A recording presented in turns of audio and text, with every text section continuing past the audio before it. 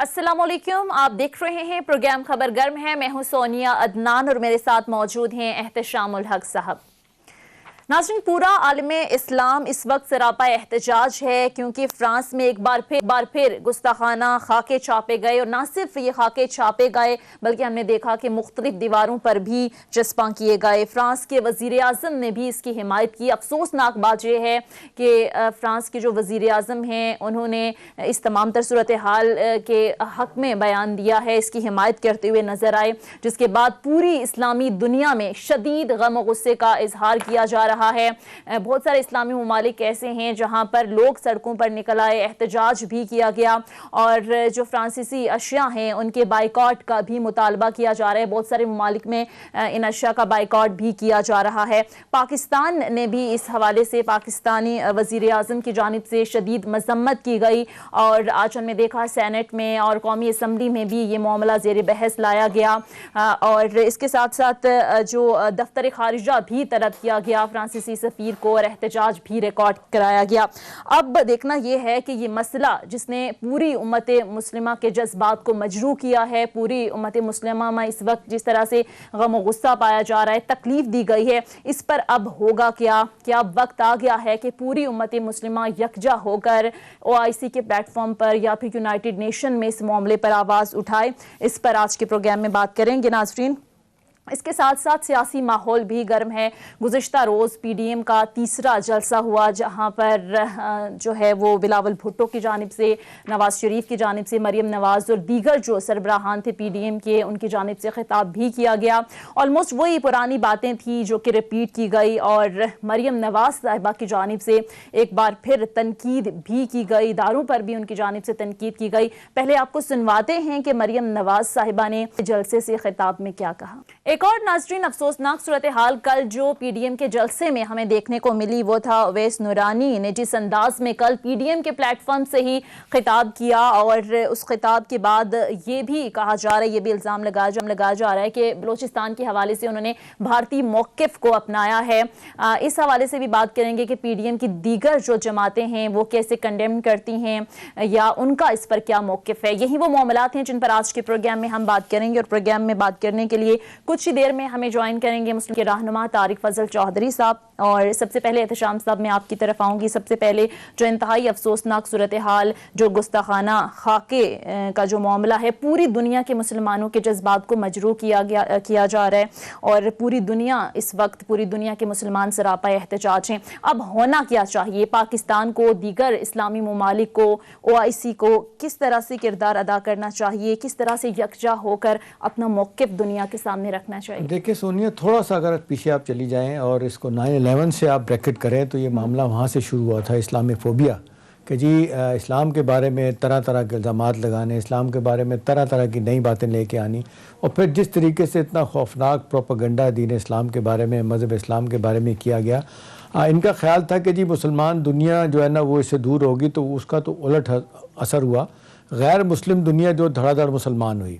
अब देखें मसला क्या है। आप बीच में आके, अब 4 साल तकरीबन 5 साल पहले की बात है, जिस तरीके से ये डेनमार्क में काम शुरू हुआ था और वहाँ पे ये गुस्ताखाना खाके शुरू हुए थे। फिर वहाँ हमने देखा कि वहाँ की हुकूमत ने इसको डिसओन किया और फिर उसके बाद आपको याद होगा कि पोप जो है वो वेटिकन के सरबराह जो होते हैं, पूरी क्रिश्चियनिटी जो उनको फॉलो करती है, क्रिश्चियन कम्युनिटी, उन्होंने जिस तरीके से कहा कि भी अगर आप किसी की माँ को गाली दोगे तो उसके बाद वो आपको फूल तो नहीं भेजेगा, और ये तो उनके प्रॉफिट हैं जिनके बारे में आप बात करते हैं सल्लल्लाहु अलैहि वसल्लम। ठीक है, तो अब जिस तरीके से हमने देखा कि चार्ली एब्डो एक मैगज़ीन होता था फ्रांस का, उसमें आपको याद है इस तरह के छपे थे। फिर वहाँ पे उस मैगज़ीन पे हमला किया गया, उसमें 11 लोगों को उनको मारा गया। उसके बाद आंखें खुली, उन्होंने कहा कि ऐसा नहीं होना चाहिए।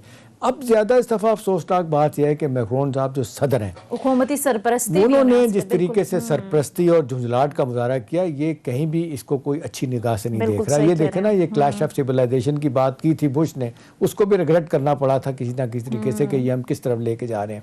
अभी आप देख लें सोनिया कि फ्रांस में जिस तरीके से मुसलमान हैं, नॉर्थ अफ्रीका के मुसलमान वहाँ पे रहते हैं, ट्यूनिस से गए हुए, मराकश से गए हुए, अल्जीरिया से गए हुए, बहुत बड़ी कम्युनिटी है।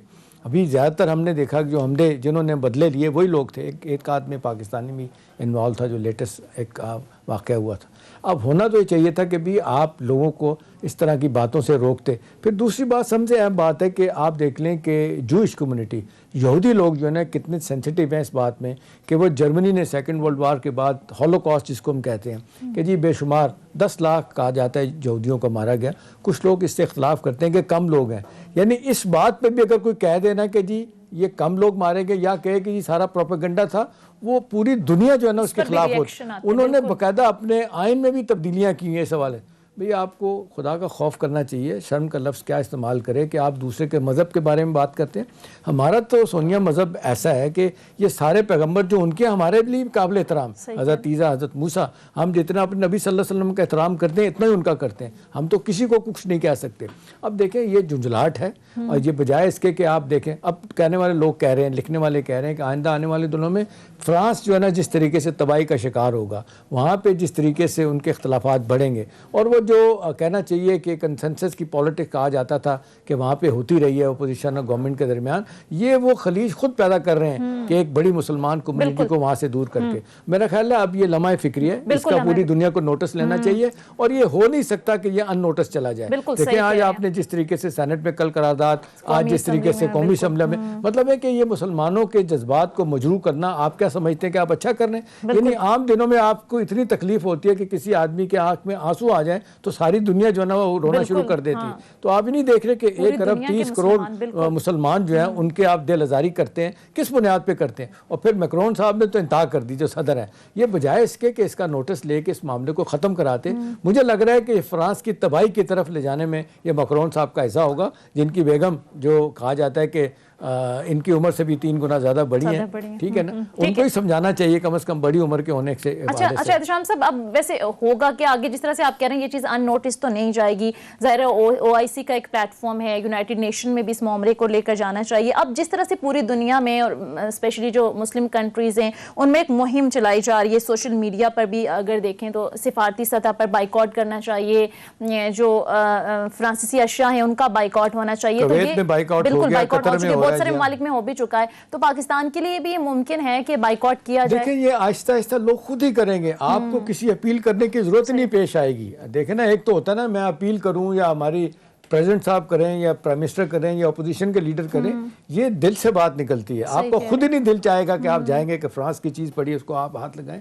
دیکھیں مسئلہ کیا ہے سونیا, 9/11 کے بعد بین مذاہب یہ مکالمہ شروع کیا گیا تھا, جس کا مقصد ہے کہ تمام مذاہب کے جو لوگ ہیں ان کو بٹھایا جائے اور احترام ایک دوسرے کا کیا جائے, ٹھیک ہے نا, نہ کسی کا مذہب جو ہے نا آپ اس کو چھیڑو اور نہ اپنوں کو چھوڑو, ٹھیک ہے نا. یہ ہمارے پاکستان میں بھی کہا جاتا ہے, جب فرقوں کی بات ہوتی ہے, مختلف عقیدہ رکھنے والوں کی بات ہوتی ہے, تو یہ مسلمانوں کے درمیان, عیسائیوں کے درمیان, یہودیوں کے درمیان اب جس طریقے سے بات ہو رہی ہے مکالمہ شروع کرنے کی, بیچ میں شروع کیا گیا تھا, اس سے بڑی پروگرس بھی ملی.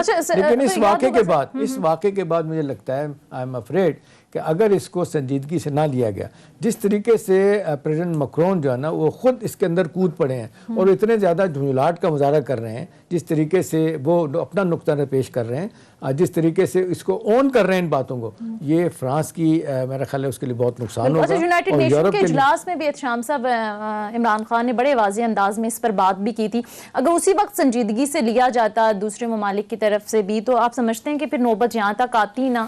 دیکھیں سونیا, بڑے افسوس کے ساتھ کہنا پڑتا ہے 54 اسلامی ممالک ہیں, ان کا OIC ایک بہت بڑا بلاک بھی ہے, لیکن ہم دیکھتے ہیں کہ وہ بالکل ڈورمنٹ ہے. جس طریقے سے کشمیر ہو, فلسطین ہو, روہنگیا کے مسلمان ہو, برما میں رہنے والے, کوئی اس پہ ایکشن نہیں لیتے. ابھی آپ دیکھ لیں, یہ فیٹف سے ہی دیکھ لیں نا, جس طریقے سے سعودی عرب اور UAE نے اس کو ابسٹین کیا ہے اس ووٹنگ سے. اب یہیں سے اندازہ کر لیں کہ جی مسلمانوں کے ساتھ جو رویہ ان کا ہے, تو وہ اس بات پہ آنے کے لیے تیار نہیں. اب ہونا چاہیے کہ مسلم دنیا میں ہم دیکھتے ہیں کہ سعودی عرب لیڈ ریٹ ہے, سعودی عرب اس مسئلے کو ٹیک اپ کرے. سعودی عرب کی بڑی آواز بھی ہے, MBS کا اپنا ایک اسٹیچر بھی ہے, تو یہ ان سے بات کریں کہ بھی آپ یہ کیوں اس طرح کی حرکتیں کر رہے ہیں. لیکن دیکھیں نا الزامات کیا لگتے ہیں کہ جی MBS کی نینی جو تھی جنہوں نے پالا وہ جیو تھی, لہٰذا وہ آج کل ان کے ساتھ تعلقات بڑھا رہے ہیں. بڑھائیں, کوئی نہیں کہتا, تعلقات ہونے چاہیے, لیکن اس کاسٹ پہ نہیں ہونے چاہیے کہ آپ کے مذہب کے بارے میں کوئی غلط استعمال کرے لفظ, آپ کے نبی صلی اللہ علیہ وسلم کے بارے میں کوئی گستاخانہ بات کرے. تو یہ تو کسی ایک عام آدمی میرے جیسا ٹوٹا پھوٹا مسلمان بھی جاؤ ریاکٹ کرے گا. تو جو تھوڑے سے بھی جذباتی لوگ ہیں, آپ دیکھ لیں اس کا اثر کیا ہوا. نارتھ امریکہ کے جو افریقہ کے بالکل، مسلمان ٹھیک ممالک کے کہہ رہے ہیں لوگ رہ شام رہے ہیں، صاحب۔ انہوں نے جس طریقے سے ان کو ایک مصیبت ڈال دی ہے، میرا خیال ہے چارلی ایبڈو کا واقعے کے بعد عقل کے ناخن نہیں لیے گئے، ڈنمارک کے واقعے کے بعد عقل کے ناخن لیے، ان کی حکومت نے اس کو ڈس اون کیا. آج ڈنمارک جو ہے نا اس چیز سے بڑی حد تک دور ہو گیا اور یہ کام یہاں پہ شروع ہو گیا فرانس میں. اگر یہاں پہ معذرت کے ساتھ نہیں رکتا، اگر یورپ کے کچھ اور ممالک خدا نہ خواستہ اس میں وہی مسالہ ڈالنے کی کوشش کرتے ہیں جو میکرون صاحب بکواس کر رہے ہیں معذرت کے ساتھ، تو اس کا نتیجہ فرانس کے لیے بھی باقی یورپی ممالک کے لیے خطرناک نکلے. بالکل خطرناک ہو سکتا ہے اور کوئی بھی مسلمان اس چیز کو برداشت نہیں کر سکتا. مزید ایشوز پر بھی ناظرین بات بریک کے لیے کہا جا رہا ہے، بریک لیتے ہیں. Stay with us.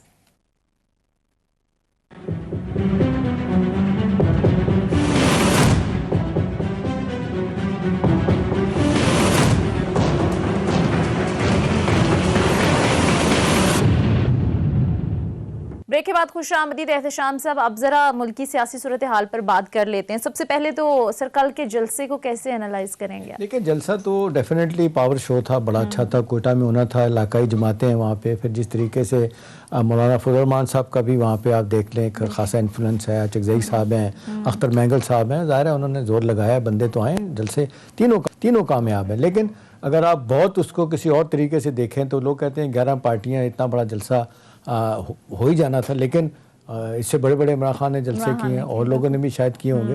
لیکن سوال یہ ہے کہ 11 پارٹیاں اتنا بڑا جلسہ کرنے کے بعد ایک چیز جو لوگ عام طور پہ انڈیپینڈنٹ اکانومی تجزیہ کار بات کرتے ہیں، سہیل وڑائے صاحب جو کبھی کبھی نرم گوشہ بھی رکھ رہے ہوتے ہیں ان کو، وہ یہ کہتے ہیں کہ جی جو میرا اپنا خیال تھا اور بہت سارے لوگوں کا خیال ہے سونیا، کہ یہ جو مہنگائی کے کانٹیسٹ میں مس گورننس کے حوالے سے عام آدمی کو سڑک پہ لے آئیں گے. وہ کہتے ہیں عام آدمی نہیں گیا. دیکھیں نا، آپ کا ووٹر تو چلا جائے گا. پھر 11 پارٹیوں کے آپ دیکھ لیں جس طریقے سے ورکرز ہیں، سمپیتھائزر ہیں، چلے جائیں گے. اور پی ایم ایل این کے بارے میں تو خاص طور پہ ہم بار بار کہتے ہیں کہ جی ان کے ایک تاجر برادری ایک بڑا ان کو ہے، ہاں ووٹ بینک ہے، ووٹ ڈالنے چلے جاتے ہیں لیکن نکلتے نہیں ہیں. اس طرح جلسے جلوس کے لیے نہیں نکلیں گے. تحریک چلے گی تو مار کھانے کے لیے نکلیں گے. جلسوں میں لوگ چلے جائیں گے. اور پھر کچھ لوگ آپ دیکھ لیں مزاجن بھی ایسے ہوتے ہیں، وہ کہتے ہیں چلیں جی دیکھ کے آنے کی ہو رہے ہوتے ہیں. سب طرح کے لوگ جا رہے ہوتے ہیں. دیکھیں آپ سارے معاملوں کو تھوڑا سا اس طرح دیکھنا چاہیے کہ یہ 3 جلسے ہو گئے ہیں. اب کیا بیانیہ ان کا یہی رہے گا؟ یہ 4 مہینے تک تحریک چلانی ہے، ایونچولی جا کے وہ کہتے ہیں جی جنوری میں ہم بتائیں گے ہم نے حکومت کے خلاف نو کانفیڈنس کرنا ہے یا کوئی اور طریقے سے حکومت کو اٹھانا ہے. اس دوران یہ بات ہے کہ روزانہ کی بنیاد پہ آپ اپنا بیانیہ، آپ اپنا چورن، اپنا سودا کیا روز بیچیں گے. اب دیکھ لیں لوگوں کو بڑی توقع تھی کہ نواز شریف صاحب کوئی نئی بات کریں گے. انہوں نے کوئی بات نہیں کی. وہی آرمی چیف کے بارے میں، آئی ایس آئی کے بارے میں، یہی مریم صاحبہ باتیں کر رہی ہیں. اب ووٹ کو عزت دینے کی بات ہو رہی ہے. دوسری طرف ان کے مخالفین وہ کہتے ہیں چور کو عزت دو، وہ یہ بھی بات کر رہے ہیں. بابر اعوان صاحب خاص طور پہ بار بار کہتے ہیں.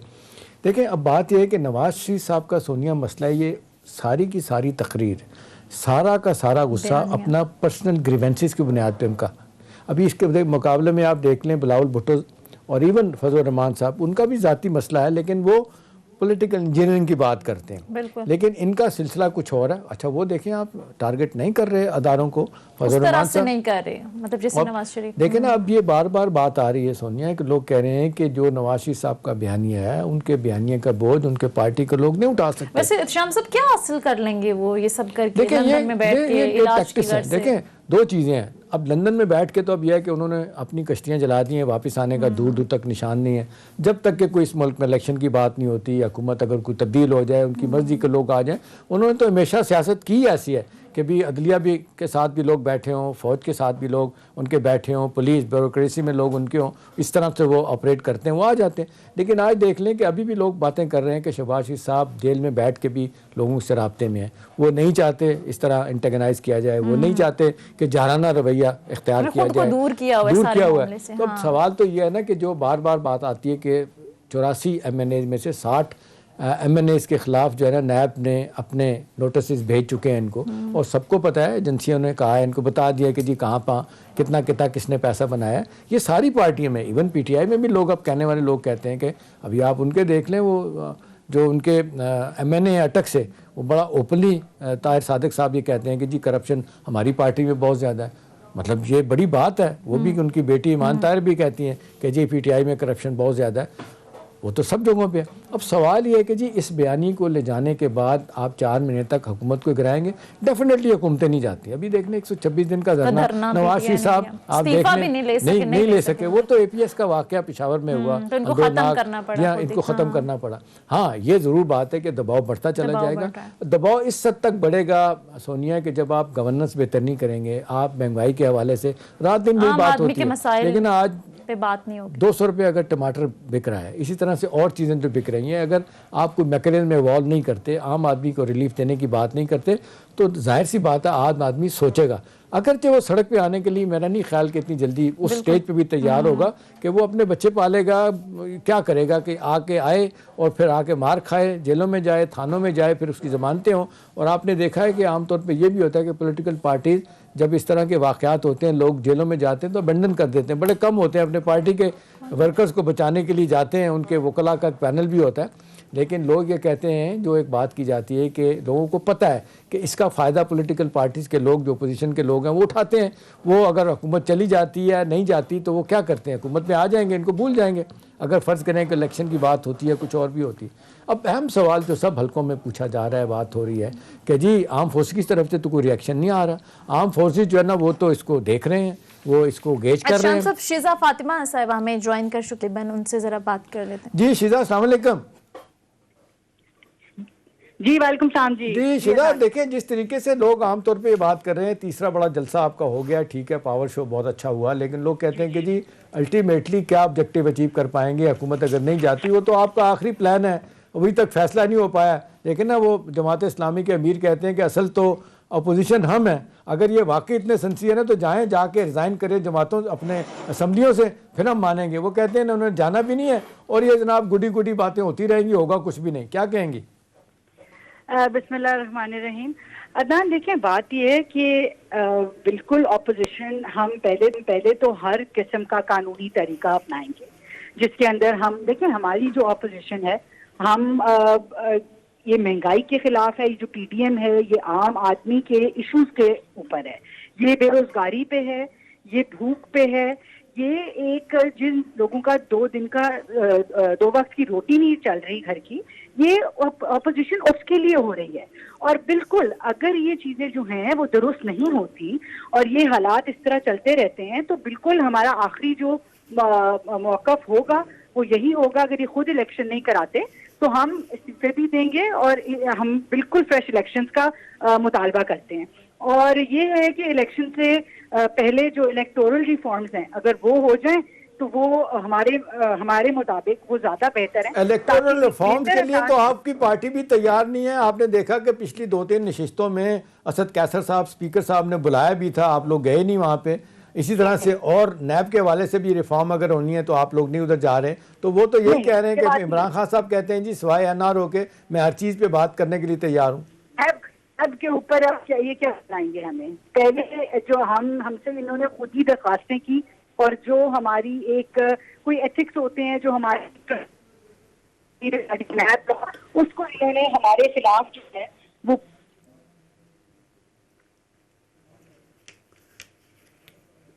کیا آپ سن سکتی ہیں شیزا فاطمہ صاحبہ؟ غالباً ہمارا رابطہ منقطع ہو گیا ہے شیزا فاطمہ صاحب سب سے. بہرحال شکریہ میم آپ کے وقت کا. رہنما مسلم لیگ نون ڈاکٹر طارق فضل چودھری صاحب ہمیں جوائن کر چکے ہیں. السلام علیکم طارق فضل چودھری صاحب, سب سے پہلے تو بہت شکریہ آپ کے وقت کا. وعلیکم السلام جی, بہت شکریہ آپ کی آج دعوت دینے کے لیے. طارق فضل چودھری صاحب, سب سے پہلے تو کل کے جلسے کے حوالے سے آپ کا موقف جاننا چاہوں گی.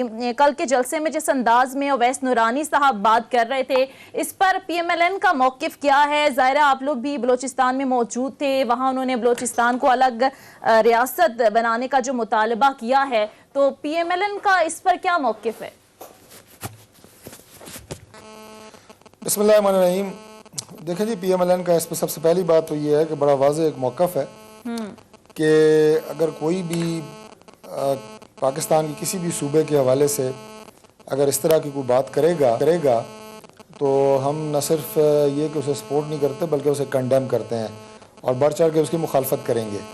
پہلی بات تو یہ ہے. اور کسی کو بھی اس بات کی اجازت نہیں ہے پاکستان میں کہ وہ پاکستان کے مفاد کے خلاف بات کرے, پاکستان کے صوبوں میں تقسیم کی بات کرے, یا صوبوں کو کوئی الگ ریاست بنانے کی یا ان کی کوئی آزادی کی بات کرے، یہ تو ہمارا بڑا واضح موقف ہے اور یہ ہر پاکستانی کا موقف ہے. اس میں کوئی PMLN یا پیپلز پارٹی یا کسی دیگر سیاسی جماعت کی بات نہیں، ہر پاکستانی کا یہ موقف ہے. لیکن میں ساتھ ساتھ یہ بھی عرض کرتا چلوں کہ جو اویس نورانی صاحب نے کل جو اسٹیٹمنٹ دی ہے، میرا خیال ہے انہوں نے ایک نہیں کئی چینلز پہ آ کے وضاحت کر دی ہے کہ میں نے ایک تنزیہ انداز سے ایک بات کی جسے سلپ آف ٹنگ آپ بھی کہہ سکتے ہیں، اور میں نے یہ کہا کہ یہاں پہ کچھ ایسی قوتوں کا قبضہ ہے، اس طرح کی کوئی بات انہوں نے کی. اور نہیں معذرت کے ساتھ میں چوئی صاحب آپ کو بتا دیتا ہوں، پاکستان سے اس کو آزاد میں چوئی صاحب آپ کو بتا دیتا ہوں، ان کا جو بیان چھپا بھی ہے، جو باقی جمعہ پہ بھی آ رہا ہے، وہ کہہ رہے ہیں کہ جی سیاق و سباق سے ہٹ کے کہا گیا، اگرچہ ان کی تقریر آپ دیکھ لیں ان انٹرپٹڈ تقریر تھی. اور دوسری بات ہے چوئی صاحب، آپ لوگ کہہ رہے ہیں کہ جی آپ کے لیے ایکسیپٹیبل نہیں ہے، کنڈیم کرنے کی بات ہے. لوگ سوال یہ اٹھا رہے ہیں کہ ان کی تقریر کے بعد اور لوگوں نے بھی تقریر کی، کسی نے ڈسون نہیں کیا وہاں پہ، کسی پہ بھی اس پلیٹ فارم سے جو 11 پارٹیوں کا کسی نے نہیں کہا کہ جی ہمارا یہ موقف نہیں ہے. تو لوگ یہی سمجھ رہے ہیں کہ جی جو بات آپ نہیں کہہ سکے اویس نورانی کے منہ میں ڈال کے کہی کہ جن کی تو نہ کوئی ایک سیٹ بھی نہیں ہے، نہ وہ سندھ اسمبلی میں ہے، نہ یہاں پہ ہیں، ان کے والد صاحب کا بڑا مرتبہ ہے. اب لوگ شاہ احمد نورانی صاحب، میں ذاتی طور پر ان کو جانتا تھا، مطلب جس طرح کے وہ بندے ہیں، یہ صاحبزادے بالکل ہی پتہ نہیں کس ڈگر پہ چل پڑے. لوگ یہ کہہ رہے ہیں کہ آپ کو پی ڈی ایم کی باقی جماعتوں نے اس طرح اس کو ڈسون نہیں کیا، اپنے آپ کو ڈس ایسوسیٹ نہیں کیا، جس طرح تقویت چوئی صاحب یہ پکڑی جا رہی ہے کہ جی ان کے منہ میں ڈال کے باتیں کروائیں گی جو دل کی آپ لوگوں کی باتیں تھیں. جی دیکھیں شام صاحب، گزارش یہ ہے کہ پاکستان تحریک انصاف کی میں بالخصوص بات کروں گا کہ وہ تو باقی PDM کے جتنے لیڈر ہیں انہیں برملا غدار کہہ رہے ہیں، ان کے خلاف غداری کے پرچے درج ہو چکے ہیں، حتیٰ کہ انہوں نے جو کمال بہادری کا ثبوت دیتے ہوئے جو اصل میں ایک آزاد ریاست ہے کشمیر، اس کے وزیر اعظم کو بھی غدار ڈکلیئر کر کے غداری کا پرچہ پاکستان میں دے دیا، جو 73 سالوں میں نہیں ہوا. تو لہٰذا جو PTI کے جو الزامات ہیں یا ان کا جو اپوزیشن لیڈروں کے اوپر جو آنسلاٹ ہے، جو ایک حملہ ہے، وہ تو واضح ہے. میں تو اس کا جواب بھی دینا پسند نہیں کرتا کیونکہ وہ بالکل ہی غیر ضروری ہے اور بالکل لغو گفتگو وہ کرتے ہیں. لیکن جہاں تک اس بات کا تعلق ہے، میں نے یہ کہا کہ اس میں PDM کا ممبر ہونا، کسی سیاسی جماعت سے تعلق ہونا ضروری نہیں ہے. ہر پاکستانی کا موقف ہے، ہر محب وطن پاکستانی کا موقف ہے کہ وہ بلوچستان کے بارے میں کوئی ایسی بات برداشت نہیں کر سکتا. یہ دو ٹوک بات ہے، یہ ہماری جماعت کا بھی موقف ہے، ہماری لیڈرشپ کا موقف ہے، ہمارے ایک ورکر کا موقف ہے. لیکن میں اگر اویس نورانی صاحب کی بات اگر آگے بڑھاؤں تو میں کون ہوتا ہوں کہ نہ میں ان کا ترجمان ہوں، نہ میں یہ کہوں گا کہ میں ان کی کوئی وکالت کر رہا ہوں. اگر وہ خود وضاحت کر رہے ہیں اور میں نے خود ان کی گفتگو کئی چینلز پہ سنی ہے کہ میں نے یہ بات نہیں کہی اور میں نے تو تنزیہ ایک گفتگو کی ہے جس کا مطلب یہ نکال کے پیش کیا جا رہا ہے، تو میرا یہ خیال ہے کہ ہمیں ان کی بات مان لینی چاہیے. اس کی وجہ یہ ہے کہ اگر ایک شخص خود کہہ رہا ہو کہ میں نے یہ بات نہیں کی، میں نے ایسی گفتگو نہیں کی، میرا یہ مطلب لیکن چوئی صاحب معذرت کے ساتھ ایک دن کے بعد ان کا ریئیکشن آتا ہے. کل کے جلسے میں آپ لوگوں کی طرف سے اس پہ آواز اٹھنی چاہیے تھی. آپ لوگوں کی طرف سے جو باقی سپیکر ان کے بعد آئے تھے انہیں کہتے تھے کہ جو کہہ رہے ہیں غلط کر رہے ہیں، ہم ان کے ساتھ نہیں کھڑے سوالے سے، انہیں فوراً تصحیح کا موقع وہیں دیا جاتا. میں ایک اور بات عرض کر دوں جی کہ بلوچستان کی جو آزادی یا اس حوالے سے وہاں اگر آپ دیکھیں نا، میں ایک دوسرے اینگل سے بات کر رہا ہوں. کوئی وہاں پہ منطق نہیں ہے، کوئی تک نہیں ہے، نہ وہاں پہ کوئی آزادی کی مہم خدا نہ خواستہ کوئی چل رہی ہے، نہ اس آزادی کی مہم کا وہ جلسہ ہے. تو یہ تو کوئی ربط ہی نہیں بنتا کہ وہ وہاں پہ ہندوستان میں جو شادیانے بجائے جا رہے ہیں، ہندوستان کے میڈیا نے جو ان کی تقریر کو اٹھایا وہ اگر آپ دیکھ لیں، وہ تو کہتے ہیں کہ جی بلوچستان بس علیحدہ ہونے والا ہے. دیکھیں پارٹیاں، وہ تو 11 پارٹیوں کو مورد الزام ٹھہرا رہے ہیں. وہ تو یہ کہہ رہے ہیں ہندوستان کا میڈیا کہ جی دیکھیں ان کے پلیٹ فارم سے یہ بات ہوئی ہے. آپ دیکھیں نا چوئی صاحب، اس کا نقصان کہاں پہ ہو رہا ہے؟ آپ کا دشمن خوش ہو رہا ہے، اس جگہ پہ خوش ہو رہا ہے کلبھوشن جہاں سے پکڑا گیا تھا. جی نہیں، میں تو بالکل اس بات کے اوپر آپ کو کلیئرٹی سے اپنا موقف دیا ہے. میں نے اپنا ذاتی بھی جماعت کا بھی موقف آپ کو دیا ہے. انہوں نے جو گفتگو کی ہے، میں نے کہا کہ انہوں نے اپنا وذاتی بیان دے دی ہے. اب اس کو کون کتنا مانتا ہے، ہر کی اپنی مرضی ہے، میں تو کسی کو فورس نہیں کر سکتا. لیکن انہوں نے، مولانا صاحب نے اپنی وضاحت جو ہے بڑے واضح دو ٹوک الفاظ میں کر دی ہے. جہاں تک انڈیا کا تعلق ہے، میں آپ کی اس بات سے اتفاق کرنے کے لیے تیار ہوں کہ آپ کا دشمن جو ہے وہ ظاہر ہے وہ ایسے موقع کی تلاش میں رہتا ہے کہ جہاں پہ کوئی اسے موقع ملے اور وہ تروڑ مروڑ کے ان ساری گفتگو کو آپ کے خلاف استعمال کرے. یہ بات آپ کی ٹھیک ہے کہ انڈیا اس بات کے اوپر شادیانے پہ جا رہا ہوگا. اور حالانکہ بلوچستان میں جو دہشت گردی ہوتی ہے، بلوچستان میں جو فنڈنگ ہوتی ہے, بلوچستان کے اندر جو اسلحہ دیا جاتا ہے وہ سارا انڈیا دے رہا ہے. یہ بات کوئی ڈھکی چھپی نہیں ہے, سب کو پتہ ہے یہ بات کہ انڈیا پاکستان میں بلوچستان کے تھرو آپریٹ کرتا ہے, افغانستان کے تھرو آپریٹ کرتا ہے. یہ باتیں ہمیں پتہ ہیں, برملا ہم کرتے ہیں.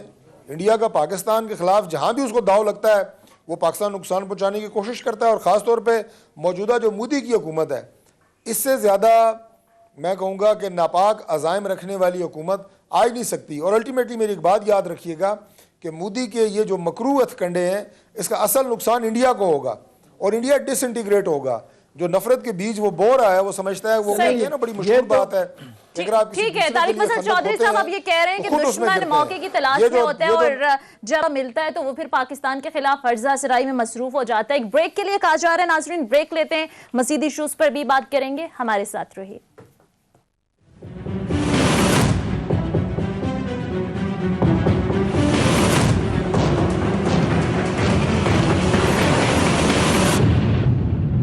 بریک کے بعد خوش آمدید احتشام صاحب, میں آپ کی طرف آؤں گی. کل کا جو جلسہ تھا اس پر فیاض الحسن چوہان صاحب نے کامنٹ کیا کہ کراچی جلسے میں نواز شریف کی تقریر نہ ہونے دینا اور کل کے جلسے سے بلاول کا غیر حاضر رہنا ان کی سیاسی سمجھداری ہے. تو کیا آپ کو لگتا ہے کیا دانستہ طور پر بلاول بھٹو نے وہاں نہ ہونے کو ترجیح دی ہے؟ دیکھیں بلاول بھٹو زرداری کے بارے میں تو طارق فضل چودھری صاحب سے بھی ہم پوچھ لیں گے, بات کر لیتے ہیں. دیکھیں ان کے بارے میں تو یہ بات ہو رہی ہے کہ انہوں نے جو اطلاعات ہماری ہیں کہ جان بوجھ کے انہوں نے فیصلہ کیا کہ میں گلگت بلتستان میں ہی رہوں گا. ادروائز اس سے زیادہ اہمیت ان کی یہ تھی کہ کوئٹہ کے جلسے میں آتے, وہ نہیں آئے. کچھ لوگ اس کو انٹرپریٹ اس طرح کر رہے ہیں کہ جی وہ ڈسٹنس کرنے کی کوشش کر رہے ہیں, کیونکہ نواز شریف صاحب کی تقریر کے بعد جو لوگ باتیں کر رہے ہوتے ہیں کہ جی اداروں کو للکار رہے ہیں تو وہ اس سے معاملات خراب ہوتے ہیں. اب باقی رہ گیا کہ جی ان کا نواز شریف صاحب کی تقریر کا پہلے کہا جا رہا تھا کہ جی پی ایم ایل این کے جو اپنے جلسے ہوں گے, یعنی جہاں پہ وہ ہوسٹ ہوگی وہاں پہ نواز شریف صاحب تقریر کریں گے, ادروائز نہیں کریں گے. لیکن سوال طارق فضل چودھری صاحب جو لوگ عام طور پہ یہاں پوچھ رہے ہیں, میں چاہوں گا کہ آپ اس کا جواب ضرور دیجیے گا. اس میں کوئی شک نہیں ہے کہ جو چیلنجز ہیں حکومت کے لیے بڑے ہیں. حکومت جس طریقے سے مس گورننس کو ٹھیک نہیں کر پا رہی ہے اور جس طریقے سے مہنگائی کو نہیں روک پا رہی ہے, اور آج خبریں یہ بھی ہیں کہ کابینہ میں بھی لوگوں نے اس بات کو اٹھایا, کچھ لوگوں کا خیال ہے کہ جی معاشی ٹیم میں بھی تبدیلیاں آ سکتی ہیں. تو صاحب لوگ کہہ رہے ہیں کہ نواز شریف صاحب جو ہے نا وہ ریڈ لائن جو ہے نا کراس کر رہے ہیں اور وہ پوائنٹ آف نو ریٹرن پہ جا رہے ہیں, اور باقی آپ کے جو ہم دیکھ رہے ہیں پارٹیاں ہیں الائنس کی وہ اس طرح کی باتیں نہیں کر رہی جو اداروں کو اور خاص طور پہ دو لوگ جو ہیں ان کو للکار رہے ہیں. کیا لگتا ہے آپ کو کہ یہ کتنا آپ کے لیے سیاسی طور پہ فائدہ مند ہوگا؟ کچھ لوگ کہتے ہیں کہ جی یہ پارٹی آپ کی جو ہے نا وہ بھی یہ اس بیانیے کا بوجھ نہیں برداشت کر سکتی جن کو پہلے بہت سارے لوگوں کو نوٹسز جاری ہو چکے ہیں. آپ سمجھتے ہیں کہ نواز شریف صاحب آگے چل کے یا کم از کم لاہور کا جو بڑا جلسہ پلان کیا ہوا ہے کوئی اپنی اسٹریٹجی کوئی ترجیحات بدلیں گے تاکہ لوگ جو ہے نا وہ جس طریقے سے پہلی مرتبہ اوپنلی فوج کے بارے میں باتیں کر رہے ہیں اس کا نقصان آپ کی پارٹی کو نہ ہو؟ جی اچھا ہم صاحب میں بالکل اس پہ بات کروں گا جو آپ نے اپنی گفتگو کے آخری حصے میں کہا ہے, لیکن میں تھوڑا سا اس بات پہ رنجیدہ ہوں کہ آپ نے اپنی جو گفتگو کا ابھی اس سیگمنٹ میں آغاز ہوا وہ فیاض الحسن چوہان صاحب کے بیان سے ہوا. مجھے آپ یہ بتائیں کہ اس وقت پاکستان میں یا پاکستان کے عوام کے لیے فیاض الحسن چوہان کا بیان کی کیا اہمیت ہے اور کیا حیثیت ہے؟ وہ وزیر اطلاعات ہے پنجاب کا, 12 کروڑ صوبے کا. میری عرض سنیں نا جی, میری عرض سنیں, آپ نے ساری بات کی ہے. نہیں میں کوئی فیاض الحسن چوہان کو ٹانٹ نہیں کر رہا, میرا ذاتی حیثیت میں دوست ہے وہ. میں یہ کہہ رہا ہوں کہ جن مسائل اور مصائب میں ہم گھرے ہوئے ہیں وہاں پہ اس بیان کی کیا حیثیت ہے. دوسری بات یہ ہے کہ جو سب سے پہلے بات کرنی چاہیے تھی ہمیں اور آج کرنی چاہیے, میں کروں گا, وہ جو فرانس کی حکومت سر ہم کر چکے ہیں آپ کی غیر موجودگی میں سر بات ہو چکی ہے, 20 منٹ کا سیگمنٹ رہا ہے ہمارا, اسی جی میں اس پہ بس ایک جملہ میں عرض کرنا چاہوں گا. میں صرف یہ عرض کرنا چاہوں گا کہ جو حماقت اور اسلام دشمنی فرانس کا صدر کر رہا ہے یہ ایک ایسا پیغام ہے پوری دنیا کے لیے جسے میں مذہبی دہشت گردی کہوں گا. یہ آزادی رائے نہیں ہے, اور تمام وہ ممالک جن تک ہماری آواز پہنچتی ہے آپ کے چینل کی وساطت سے, مغربی ممالک, مغربی دنیا, انہیں یہ بتانے کی ضرورت ہے کہ آپ کی اس طرح کی حرکات اور اس طرح کی آپ کی جو آپ کہیں کسی صورت میں بھی قبول نہیں کی جا سکتی, اس طرح کی حرکتیں جو ہیں, اس طرح کی سازشیں جو ہیں, اس سے مسلمانوں کے جذبات مجروح ہوتے ہیں اور پھر اشتعال انگیزی کو آپ لوگ دعوت دیتے ہیں. اگر کل جیسے سے پہلے بھی ایک ٹیچر کو وہاں پہ قتل کیا گیا, اس طرح کا کوئی اور واقعہ اگر فرانس میں ہوتا ہے تو اس کی بنیاد آپ لوگ رکھ رہے ہیں، یہ بات انہیں بتانا ضروری ہے۔ دوسری بات جو میں نے کہا جی کہ فیاض الحسن صاحب کا جو بیان ہے، دیکھیں آج اگر آپ مہنگائی کی بات کریں، آپ پاکستان میں ایک عام آدمی کی زندگی کی بات کریں، آپ یقین کریں ہم لوگ تو ظاہر ہے، جیسے میں ابھی بریک میں آپ کو کہہ رہا تھا کہ ابھی اس کے بعد ایک دو شادیاں ہم نے اپنے حلقے پہ جانا ہے، دن میں بھی لوگوں کی غمی خوشی میں شرکت ہوتی ہے، سارا دن لوگوں سے معاملات، خدا شاہد ہے کہ لوگ اتنے پریشان ہیں کہ آپ سوچ نہیں سکتے۔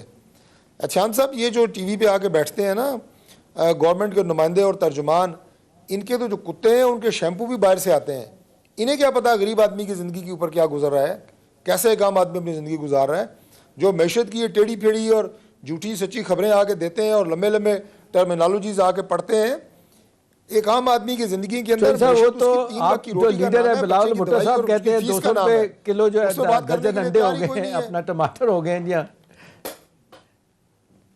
نہیں، بلاول صاحب نے بھی اپنے انداز سے اپنی ان کا ایک انداز ہے، انہوں نے گفتگو کی، لیکن میں گراؤنڈ ریالٹی کی بات کہہ رہا ہوں کہ آج ایک پاکستانی کی زندگی انتہائی مشکل ہو چکی ہے۔ اور یہ جو بات کرتے ہیں نا جی عمران اپنا نواز شریف کو ہم واپس لائیں گے، ہم فلاں کریں گے، مجھے اب یہ بتائیں کہ جو 22 کروڑ پاکستانی ہیں، ان میں سے میں سمجھتا ہوں کہ 21 کروڑ 99,09,900 پاکستانیوں کو کوئی غرض نہیں ہے کہ نواز شریف لندن بیٹھا ہے یا پاکستان میں ہے، انہیں غرض اس بات سے ہے بھائی میرے بجلی کا بل کتنا آ رہا ہے، میں بچے کی فیس کیسے دوں، بچہ میرا باپ بیمار ہے میں اس کو دوائی کہاں سے دوں، اس میں کوئی بات ہی نہیں ہوتی۔ میں تو اس بات لیکن طارق فضل چودھری صاحب معذرت کے ساتھ یہ جو اس وقت اپوزیشن بیٹھ کے ان کو ڈسکس کرنا شروع کر دیتے ہیں، طارق فضل چودھری صاحب معذرت کے ساتھ جو ہم لوگ بھی اپنا ایک گھنٹہ لگا کے چلے جاتے ہیں، جو اس وقت مہنگائی کو جواز بنایا جا رہا ہے اپوزیشن کی جانب سے، آپ نہیں سمجھتے کہ پچھلے 2 سالوں میں اپوزیشن نے بھی اس مہنگائی کو، عوامی مسائل کو اس طریقے سے ہائی لائٹ نہیں کیا، سنجیدگی کا مظاہرہ نہیں کیا؟ پھر یہ الزام بھی لگایا جاتا ہے کہ بات جب لیڈرشپ تک آتی ہے، کیسز اوپن ہونے کی بات ہوتی ہے تو پھر اپوزیشن کو بھی مہنگائی یاد آ جاتی ہے، عوامی مسائل یاد آ جاتے ہیں۔ میں آپ کی اس بات سے اس لیے اتفاق نہیں کرتا کہ دیکھیں اس حکومت کو اتنا ٹائم ضرور ملنا چاہیے تھا کہ لوگ ان کی قابلیت اور ان کی اصلیت سے واقف ہو جاتے۔ اصلیت میں کوئی ڈیروگیٹری ورڈ استعمال نہیں کیا، یعنی ذہنی ان کی صلاحیت کتنی ہے، ان میں قابلیت کتنی ہے، لوگ واقف ہو جاتے۔ اگر یہی اپوزیشن نکل آتی سڑکوں پہ، یہی پی ڈی ایم گورنمنٹ بننے کے 6 مہینے کے بعد نکل آتا تو آپ لوگ ہی کہتے جناب آپ لوگ تو پتہ نہیں اپنی کرپشن پہ چاہ رہے ہیں، آپ لوگ تو فلاں کر رہے ہیں، اس لیے ان کے خلاف محاذ بنایا ہے، اور جناب ان کو تو ٹیسٹ ہی نہیں کیا کسی نے، یہ سیاسی شہید بن جاتے۔ آج پاکستان کا کوئی مجھے بندہ ایسا بتا دیں جو آپ کا ان کے میں یہ کہوں گا کہ نالائکیوں سے ستایا ہوا نہ ہو۔ چلیں یہ آپ کی بات بالکل ٹھیک ہے چوہدری صاحب، آپ بالکل ٹھیک کہہ رہے ہیں، لیکن دیکھیں نا پی ٹی آئی کی حکومت کو چھوڑ دیں، عدالتیں یہ کہہ رہی ہیں کہ جی نواز شریف صاحب کو واپس آنا چاہیے، عدالتیں پاکستان کی سپیریئر کورٹس کہہ رہی ہیں، تو نواز شریف صاحب آ کے پاکستان میں کیسز بھی آپ نے دیکھیں اور آ کے اپنا بیانے بھی بتائیں، تو باہر کیوں بیٹھیں؟ یہ تو عدالتیں پوچھ رہی ہیں۔ سر میاں نواز شریف صاحب اس وقت واپس آئے تھے جب انہیں پاکستان کی عدالتیں سزا سنا چکی تھی، اور اس جج نے سنائی تھی جسے اپنی پاکستان کی عدلیہ نے اعلیٰ عدالتوں نے فارغ کر دیا اس کے مس کنڈکٹ پہ، اس جج کی سنائی ہوئی سزا پہ میاں نواز شریف صاحب پاکستان واپس آئے، سزا بھی بھگتی، انہی عدالتوں میں اپیلیں کی، انہی عدالتوں سے ضمانت لی، انہی عدالتوں کی اجازت سے باہر گئے، اور اسی حکومت کے بورڈز نے ان کے میڈیکل چیک اپ کیے، انہیں بیمار ڈکلیئر کیا، اور اب جب ڈاکٹر ان کو اجازت دیں گے وہ ضرور واپس آئیں گے۔ پاکستان ان کا ملک ہے، یہاں ان کی سیاست ہے، یہاں ان کا کاروبار ہے، یہاں ان کی وہ ادھر نہ علاج بھی کوئی نہیں کروا رہے، ایک دن بھی ہاسپٹل نہیں ہوئے ایڈمٹ ہوئے وہاں پہ۔ سر یہ بہت باتیں ہو چکی ہیں اور ہر پروگرام میں یہ میں ایسے کیا کہوں کہ یہ گھسی پٹی کہوں کیا کہوں، بحث شروع ہو جاتی ہے۔ اچھا یہ ارشد ملک صاحب کی جو بات کر رہے ہیں، یہ ارشد ملک کے بارے میں لوگ کہتے ہیں وہی جج انہوں نے خود لگوایا تھا، آپ نے ایک جج کو ہٹا کے، آپ کے کہنے پہ لگے تھے جج۔ میں پہلے وہ آپ کو بات کر رہا تھا، میرا کہا آپ شاید بیچ میں بول پڑے، میں کہہ رہا تھا کہ یہ جو تمام ہارٹ پیشنٹ ہوتے ہیں، ٹھیک ہے فضل چودھری صاحب یہ کہہ رہے ہیں کہ نواز شریف باہر علاج کی غرض سے ہیں، جب وہ ٹھیک ہوں گے، صحت مند ہوں گے تو وہ پاکستان آئیں گے، کیسز کا بھی سامنا کریں۔ ہمیں انتظار رہے گا کہ کب نواز شریف صاحب آتے ہیں اور عدالتوں کا سامنا کرتے ہیں۔ بہت بہت شکریہ بہرحال آپ کے وقت کا۔ رہنما مسلم لیگ نون طارق فضل چودھری صاحب ہمارے ساتھ موجود تھے۔ احتشام صاحب آپ کا بھی شکریہ۔ ناظرین پروگرام کا وقت ختم ہوتا ہے، اگلے پروگرام تک کے لیے اجازت دیجیے، خدا حافظ۔